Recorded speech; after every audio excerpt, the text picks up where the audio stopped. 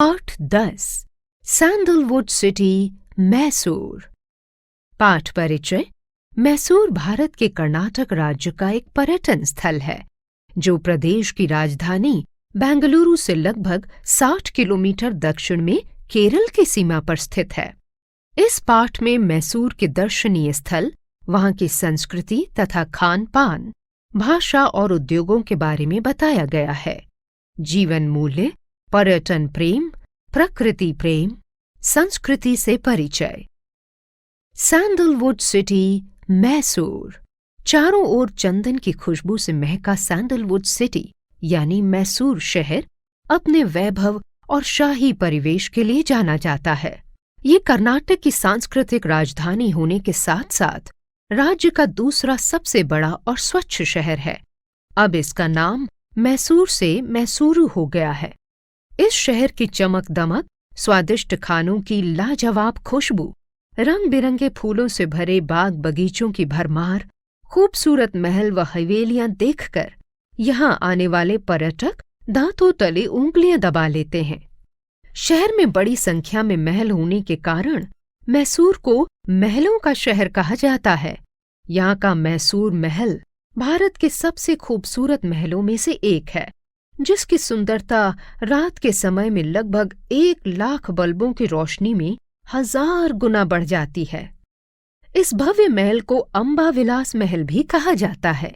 कल्याण मंडप की कांच की बनी छत, दीवारों पर लगी तस्वीरें और सोने का बना सिंहासन इस महल की सबसे बड़ी विशेषता है। यहाँ का चामुंडेश्वरी मंदिर चामुंडी पहाड़ी पर स्थित 7 मंजिला इमारत है। ये मंदिर महिषासुर राक्षस पर देवी दुर्गा के विजय का प्रतीक है। मंदिर के पास ही महिषासुर की विशाल प्रतिमा भी बनी हुई है। वैसे तो यहाँ साल भर सैलानियों का तांता लगा रहता है, परंतु यहाँ दशहरा उत्सव, उसकी तो बात ही निराली है। दशहरा उत्सव पर सैलानियों का उत्साह देखते ही बनता है।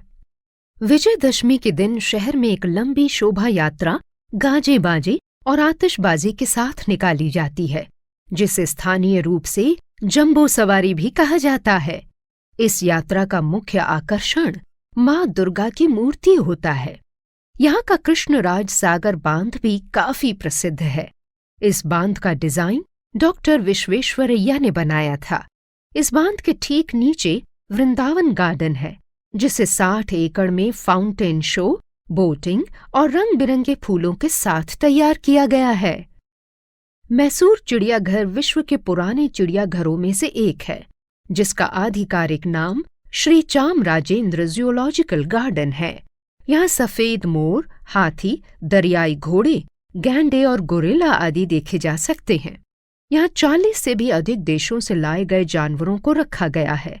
यहीं पर प्रसिद्ध करंजी झील भी है, जहां बड़ी संख्या में प्रवासी पक्षी आते हैं।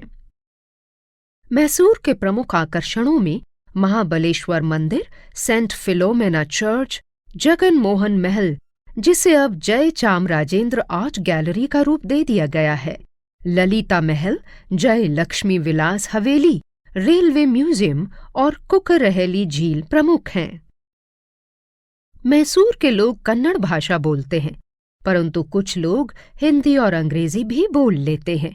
यहाँ की संस्कृति, खान पान, परंपरा, कला, शिल्प और जीवन शैली में साफ तौर पर देखी जा सकती है।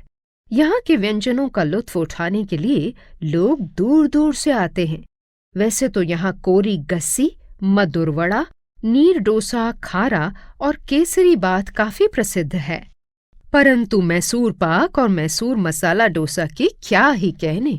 मैसूर ने इन 2 लोकप्रिय व्यंजनों को अपना नाम दिया है।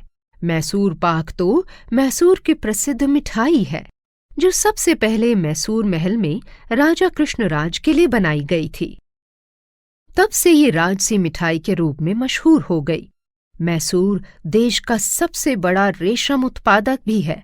यहाँ की सिल्क साड़ियाँ पूरी दुनिया में अपनी अलग पहचान बनाए हुए हैं। ये साड़ियाँ मैसूर स्थित रेशम कारखाने में निर्मित होती हैं। इन साड़ियों के बीच में असली सोने के तारों को काता जाता है। मैसूर एक ऐसा शहर है जो खूबसूरत होने के साथ साथ अपनी सुगंधित वायु से चारों ओर के वातावरण को मनमोहक बनाता है। इस शहर की यात्रा तब तक पूरी नहीं मानी जाती जब तक कि आप चंदन से बना कोई उत्पाद नहीं खरीदते। यहाँ पर चंदन से बने कई उत्पाद हैं, जैसे साबुन, तेल, अगरबत्तियां व लकड़ियां, मूर्तियां आदि। यहाँ पर आप खुशबूदार तेल और इत्र की खरीदारी भी कर सकते हैं। इसके अलावा यहाँ मीनाकारी और जड़ाऊ वस्तुओं का भी काम होता है। बेंगलुरु से 140 किलोमीटर दूर स्थित मैसूर सड़क और रेल मार्ग के जरिए आप यहाँ आसानी से पहुँच सकते हैं। मैसूर का मंडाकली एयरपोर्ट एक डोमेस्टिक एयरपोर्ट है, जहाँ से कई भारतीय शहरों के लिए नियमित उड़ानें मिलती हैं। यकीन मानिए, यहाँ आकर आप मैसूर के विशिष्ट संस्कृति से मोहित हुए बिना नहीं रह सकेंगे। नई जानकारी। मैसूर महल पहले पूरी तरह से चंदन की लकड़ी का बना हुआ था।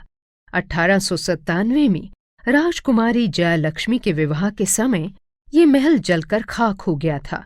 फिर 15 साल के लंबे इंतजार के बाद ये महल 1912 में जाकर पूर्ण हुआ, जिसको किसी भारतीय शिल्पकार ने नहीं, बल्कि ब्रिटिश वास्तुकार आर्किटेक्ट हेनरी इरविन ने बनवाया था। ताजमहल के बाद मैसूर महल देश के सबसे आकर्षित पर्यटक स्थलों में शामिल है।